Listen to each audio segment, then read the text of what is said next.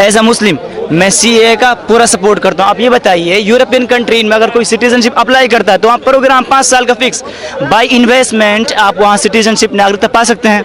या आप 5 साल रहिए, 9 साल रहिए, तो क्या बस अड्डा है? क्या अड्डा है? मतलब कोई भी आएगा चला जाएगा? हम कॉलेज जाते हैं तो हमें आईडी कार्ड दिखाना पड़ता है। हम कॉलेज जाते हैं तो हमें आईडी कार्ड दिखाना पड़ता है। देश में रहने के लिए वैसा हाँ, नहीं दूसरी बात नहीं, इसका एक नेगेटिव भी है। अगर आपको हमारे मतलब देश से मोहब्बत नहीं है, लगाव नहीं है, अगर आप दूसरी जगह जाना चाहते हैं तो आप जाइए सीरिया, मुस्लिम मेजोरिटी कंट्री है। अगर आपको वेलकम कर रही है गल्फ की कंट्रियाँ, मैंने भी गल्फ की कंट्रियों को विजिट किया एज अ मुस्लिम, मैंने वहाँ देखा कितना डिस्क्रिमिनेशन है।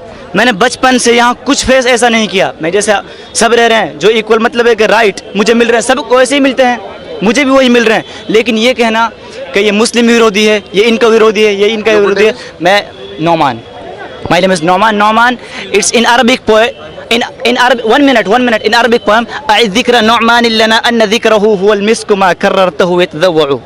I know Arabic language also.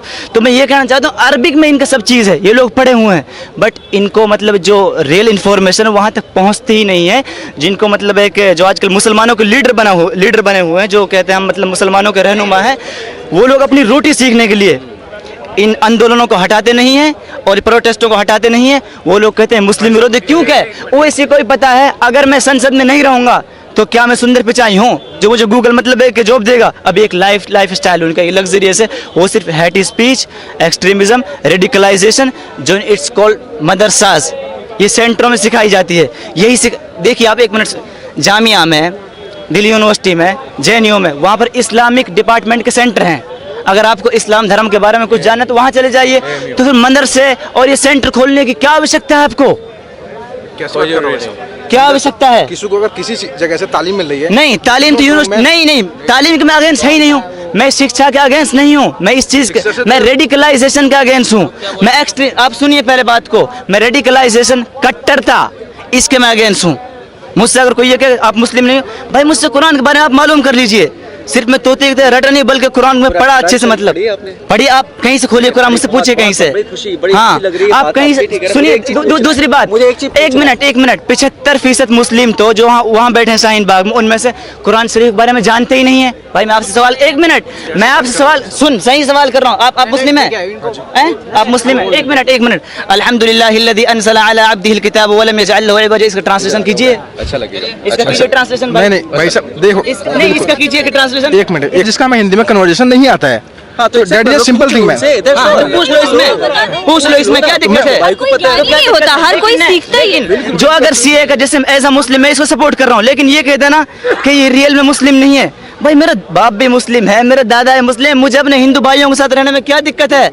अगर आपको अच्छा एटमॉस्फेयर कहीं और जगह मिलता है तो आप जाइए, इराक जाइए, आप शाम जाइए, मुस्लिम मेजोरिटी कंट्री है, आप वहाँ शरिया को लागू करके रहिए, वहाँ पर आप वहाँ शरिया को लागू करके रहिए, सही बात। तो इसमें क्या दिक्कत है? इनके देखिए, इनके विचार से आज एक मुस्लिम भाई के विचार से ये बात सिद्ध हो गया, जो पढ़े लिखे समझदार और कुरान को जानने वाले, अरबिक को जानने वाले, जहाँ मक्का मदीना से इनका ईमान आता है, इनका कुरान आता है, वहाँ जो भी अरब देश से आता है ना।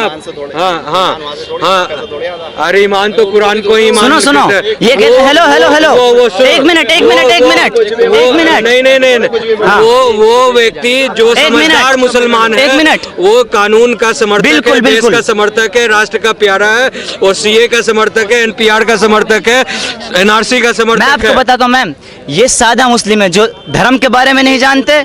ये नेता लोग इनको वोट बैंक की तरह इस्तेमाल करते हैं कि यही इस्लाम है, यही इस्लाम है। एक शब्द जिहाद, एक मिनट, एक शब्द जिहाद का माना क्या? जिहाद का माना, जिहाद का सिर्फ माना यह है स्ट्रगल करना। किस चीज के लिए? ये कहते हैं जिहाद, निकलो जिहाद में। क्या है जिहाद मतलब? आजकल उस माना को लेते हैं जिसको तालिबान, अल-कायदा की सोच ने ले रखा। वो क्या? वो कट्टरता कि भाई जो कुर्ता पायजामा नहीं पहनेगा वो ज्यूस को फॉलो कर रहा है। किसको? ज्यूस को। वो तिल अबीब और इजराइल का मानने वाला है। ये क्या है भाई? मैं अगर हिंदू से मिलता हूँ तो आपको हाथ धुलना पड़ेगा। अब आप सवाल कीजिए मुझसे, है ना? कुरान अरबी में है, मैं भी अरबी जानता हूँ, ठीक है। कुरान में और हदीस में ये लिखा हुआ कि आप मुल्क के खिलाफ नहीं खड़े हो सकते।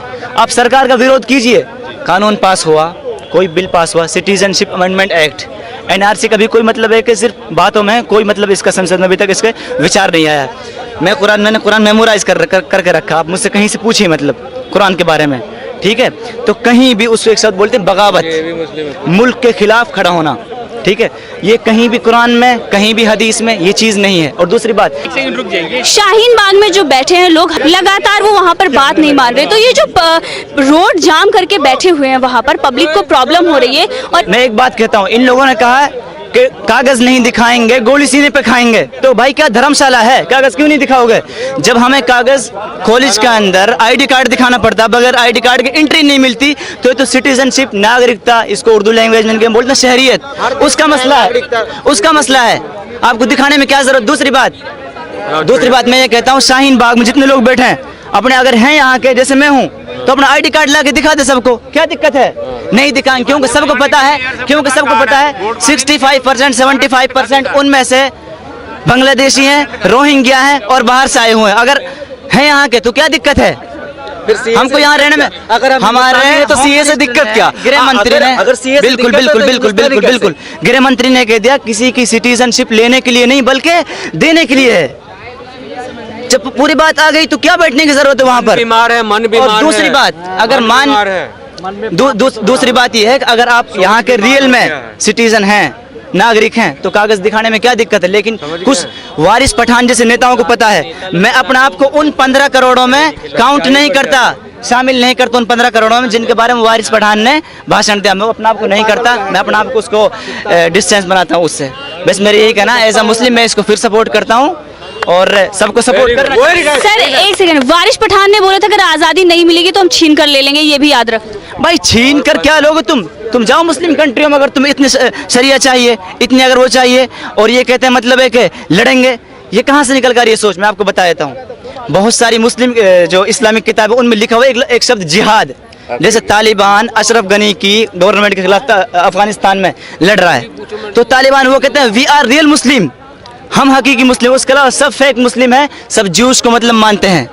तो हारिस पठान जैसे लोग, इनका बैकग्राउंड चेक करेंगे तो ये लोग इन्हीं मतलब सेंटर से निकले हुए हैं जिनमें रेडिकलाइजेशन सिखाया जाता है। उनको ही पता, अब तो एक्स एमएलए बन चुके हैं, उनको ही पता अगर मैं ऐसा भाषण नहीं दूंगा मुझे कौन एमएलए बनाएगा। इतनी बड़ी क्वालिफिकेशन नहीं है कि मुझे कोई बड़ी मतलब है कि गूगल की जॉब देगा। उन्होंने बोला था कि 15 करोड़ 100 करोड़ पर भारी हैं, ये भी याद है। एकदम हेटफुल स्पीच है ये, एकदम हेटफुल स्पीच। आप ये बताइए, अगर कोई मेजोरिटी धर्म का ये बयान दे रहा, हर जगह बोल दिया था। कल ओवैसी की सभा में एक लड़के ने ये कहा कि पाकिस्तान जिंदाबाद, बोल दिया आरएसएस से आई है, हर जगह आरएसएस क्यों टपकेगी, हर जगह आरएसएस क्यों टपकेगी? दूसरी बात, उसने ऐसा बोलता, आप उसको क्यों बचा रहे, मतलब उसको भाई मैं तो क्या करूंगा? अगर मेरे मुल्क का कोई गद्दार है, मेरी सरकार आती रहेंगी जाती रहेंगी, बट अगर मेरे मुल्क के खिलाफ भाई अगर नहीं मानते समझाने से तो उसको खत्म करो। उसको सरकारें आएंगी, सरकारें जाएंगी, लेकिन राष्ट्र नहीं रुकना चाहिए, राष्ट्र नहीं झुकना चाहिए।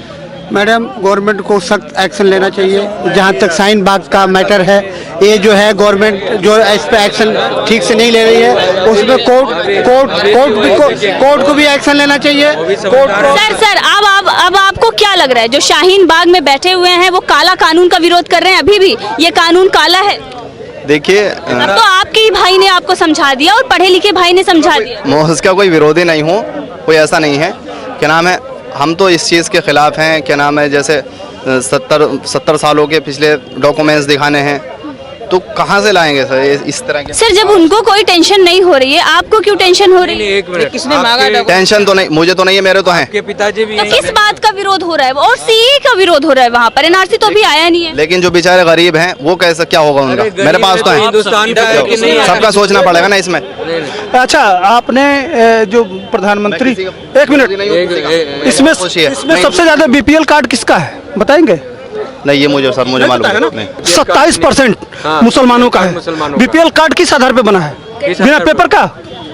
नहीं, मेरा नहीं है, मेरा है। आपका नहीं है, लेकिन आप डाटा देंगे, डाटा नहीं समझेंगे। एक बात बताइए, पूरे मुसलमानों में 1% ही 1% जो मुसलमान महिला हैं वो ग्रेजुएट हैं, क्यों हैं? अब बढ़ाएंगे, है ना। जब उनको शिक्षा नहीं देंगे, आप क्यों पीछे हैं? 900 साल आप राज किए हैं ना, पीछे क्यों हैं? आपको तकलीफ है? हाँ? आपको तकलीफ क्यों पीछे हैं? आपको तकलीफ है? क्यों पीछे हैं? डरते सर एक सेकंड मैं बता रही हूँ सर एक सेकंड एक सेकंड सर आप मत दीजिए जवाब उनको, मैं इधर बता रही हूँ। एक सेकंड प्रॉब्लम इसलिए क्योंकि बिना जाने हुए वहाँ पर विरोध प्रदर्शन कर रहे हैं और लोगों को प्रॉब्म हो रही है। प्रॉब्लम ये वो वैसे कह रहे हैं भाई सबसे ज्यादा शिक्षित देखिए सुनो, कमीशन है। अरे सुनो इधर, मुझे फख्र है, मुझे सुनो इधर सुनो सर सुनो ओवैसी को पिछवाड़ा गरम कर दूंगा, ओवैसी का पिछवाड़ा गरम कर दूंगा मैं। हमारे सामने ओवैसी का बाप नहीं गुस्सा बात कर सकता है।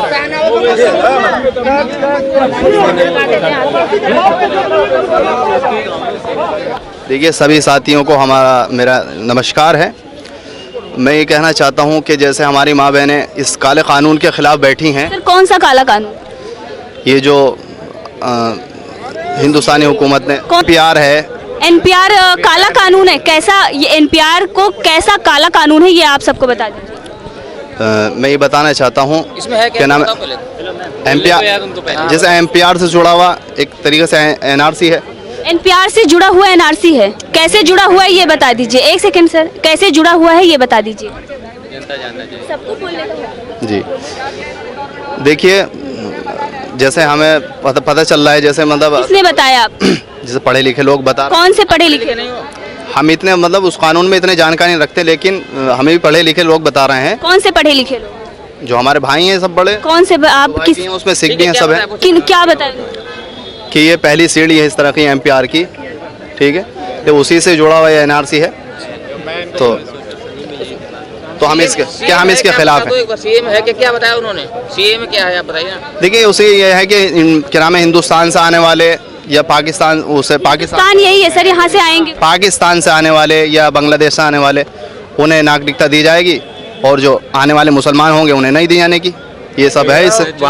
वहाँ देखो, पहली बात तो ये है, NPR का मतलब होता है नेशनल पॉपुलेशन रजिस्टर। 10 साल के बाद हर जो गवर्नमेंट है वो जो अपनी पॉपुलेशन है उसका डाटा कलेक्ट करती है। जैसे आप मुसलमान, मैं हिंदू, कोई सिख, कोई ईसाई, फिर उसके बाद जो जातियाँ हैं उनको जो बेनिफिट देने हैं उसको बोलते हैं NPR, नेशनल पॉपुलेशन रजिस्टर। में किसी से भी कोई डॉक्यूमेंट नहीं मांगा जाएगा। उसमें क्या होता है, एक कोई बंदा या कोई गवर्नमेंट का नुमाइंदा आपके घर आएगा, आपका नेम, एड्रेस, आपसे पूछे जाएंगे, आपकी एज पूछी जाएगी, आपकी क्वालिफिकेशन पूछी जाएगी, आपका प्लेस ऑफ बर्थ पूछा जाएगा, आपका आधार कार्ड है, पैन कार्ड है, कुछ 40-50 क्वेश्चन है जो कि वर्बल होंगे। आपसे कोई डॉक्यूमेंट नहीं ले जाएगा। उसको बोलते हैं NPR, नेशनल पॉपुलेशन रजिस्टर है। उसके बाद है वो वही पूछा जाएगा, और किसी से भी कोई डॉक्यूमेंट, ना तो मेरे से डॉक्यूमेंट मांगा जाएगा, ना आपसे डॉक्यूमेंट मांगा जाएगा। ये जब से मुल्क आज़ाद हुआ है 10 साल बाद पॉपुलेशन की गणना होती है, ठीक है। ये गणना होती है। तो गवर्नमेंट ने तो इस बार ये भी कह दिया भी किसी से डॉक्यूमेंट नहीं लेंगे, ठीक है। एक तो ये हो गया। उसके बाद हो गया CAA, जो कि है सिटीजन अमेंडमेंट एक्ट है। सिटीजन अमेंडमेंट एक्ट में ये है, गवर्नमेंट ने ये कहा है कि जो हमारे आसपास के मुल्क हैं, देखिए मैं आपको एक बड़े विश्वास से कह सकता हूं, अगर ये मुल्क सेकुलर है, सेकुलर तभी है अगर हिंदू मेजॉरिटी में है। आप बताइए जहाँ जहाँ पर मुस्लिम मेजॉरिटी है, कितने कंट्री ऐसे हैं जो सेकुलर हैं? आप नाम नहीं बता पाएंगे। 50 सेकुलर में सब मतलब सभी आ रहे हैं जी। सेकुलर का मतलब होता है सभी धर्मों को समान समझा जाता है।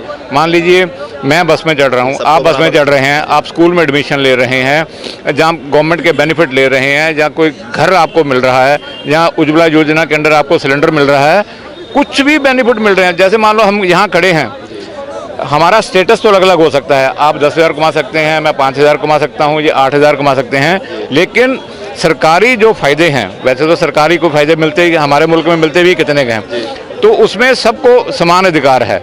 सेकुलरिज्म, आप नमाज़ पढ़ना चाहते हैं नमाज़ पढ़ सकते हैं। मैं अगर गीता का कर सकता हूँ, जो ईसाई हैं, मुसलमान, जो भी है, सब सेकुलरिज्म का मतलब सभी धर्मों का समान आदर है, ठीक है। आज से 6 महीने पहले कभी ये चीज़ें सोची थी? नहीं सोची थी ना। अब सीए का मतलब है कि जो हमारे जो साइडिंग कंट्रीज हैं, अरे बहुत हो गया। तो फिर मतलब इस मसले को लेकर इतनी हलचल हिंदुस्तान में क्यों? इतने सालों से आपका एक डॉक्यूमेंट नहीं मंगा पाए, वो जो कहते हैं कि आपसे डॉक्यूमेंट मांग लिया जाएगा, तो एक मिनट, वो आपको कहते हैं ना कि आपसे ऐसा कागज मांगेंगे जो आपके पास है ही नहीं, दिखा नहीं पाएंगे। तो अगर 70 सालों से आपको वो वोट बैंक बना के रखे हैं, आप अरबी भाषा पढ़े हुए हैं ना, है ना, कुरान अरबी में है, मैं भी अरबी जानता हूँ, ठीक है।